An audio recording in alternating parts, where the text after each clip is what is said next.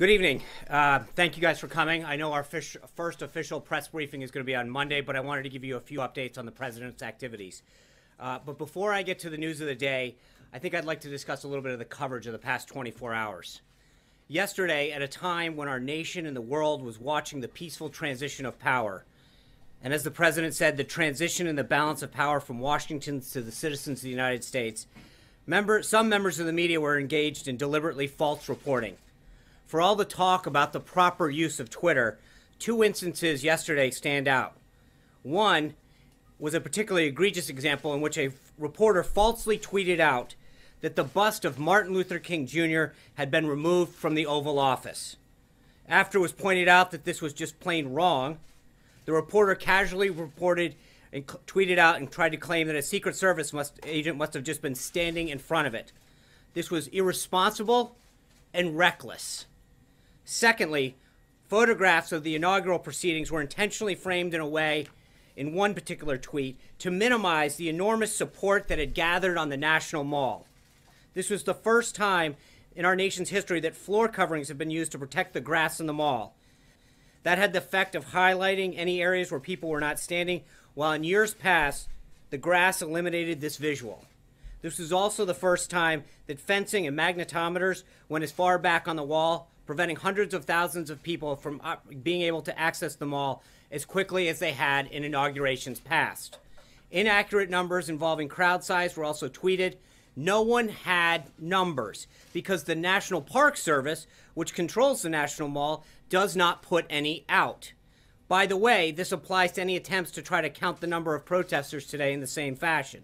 We do know a few things, so let's go through the facts.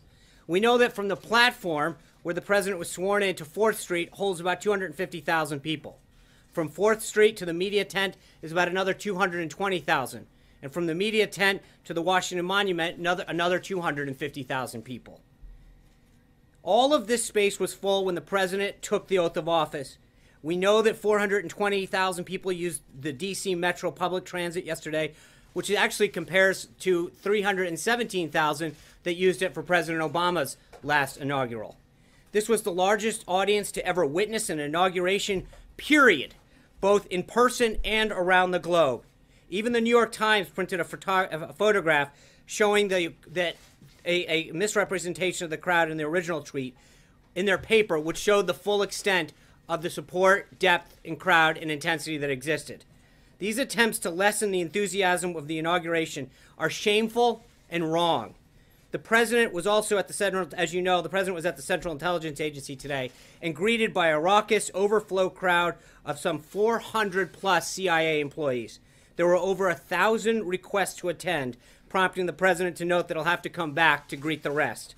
The employees were ecstatic that he's the new commander-in-chief, and he delivered them a powerful and important message. He told them he has their back, and they were grateful for that. They gave him a 5-minute standing ovation at the end in a display of their patriotism and their enthusiasm for his presidency. I'd also note that it's a shame that the CIA didn't have a CIA director to be with him today when he visited, because the Democrats have chosen, Senate Democrats are stalling the nomination of Mike Pompeo and playing politics with national security. That's what you guys should be writing and covering. That this, instead of sowing division about tweets and false narratives, the president is committed to unifying our country, and that was the focus of his inaugural address. This kind of dishonesty in the media, the challenging that bringing about our nation together is making it more difficult. There's been a lot of talk in the media about the responsibility to hold Donald Trump accountable. And I'm here to tell you that it goes two ways. We're going to hold the press accountable as well. The American people deserve better, and as long as he serves as the messenger for this incredible movement, he will take his message directly to the American people, where his focus will always be. And with that, a few other updates from the day. The president had a constructive conversation with Prime Minister Trudeau of Canada about strengthening the relationship between our two nations. They also discussed setting up additional meetings in the days to come, which we will follow up on. He also spoke to Prime Minister Peña Nieto of Mexico and talked about a visit on trade, immigration, and security that will occur on the 31st. The president will welcome his first foreign leader this Thursday when the United Kingdom's Theresa May will come to Washington on Friday. On tomorrow, the president will oversee his assistants to the president being sworn in. He will then, the staff will then have an ethics briefing and be a briefing on the proper use and handling of classified information. Further updates as far as what he will do. Oh, and then in the evening, he will have a reception for law enforcement and first responders that helped support the inauguration. Thank you guys for being here tonight. I will see you on Monday.